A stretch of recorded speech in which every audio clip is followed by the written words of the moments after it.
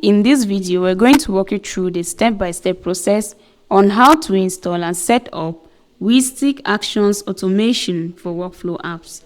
Once you know your account, head over to App Marketplace, click on it, search for your app and click on Install. Here, click on Allow and Install. Once your app has successfully been installed, you're going to refresh your tab and click on the custom page. Then the interface of the app is going to pop up where you have access to your documentation. Under the tutorials, you're going to have access to the Smart Queue video, which is going to serve as a guideline on how to get the necessary credentials to set up the app. We equally have the setup, which shows the status of the app. Here, our app has already been connected. But if your app haven't yet been connected, we're going to walk you through on how to connect and set up the app. First thing, you're going to click and copy your redirect URL and head over to your account online. Once you're here, you're going to click on Company Settings. From the drop-down menu, you're going to click on Old Clients, click on Create, and you're going to enter your redirect URL. Click on Save.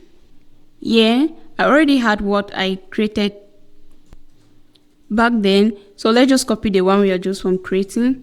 So we're going to copy our client ID, head over back to our account, click on Start Setup, and enter your client ID.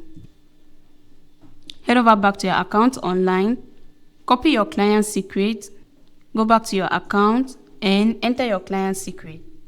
And click on Complete Setup. A login page is going to pop up, and you're simply going to enter your credentials and log in.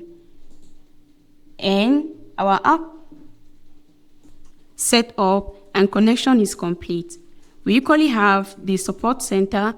At the Knowledge Support Center, you can create a ticket for our support team, or you can book a call with our support team. We have the change log.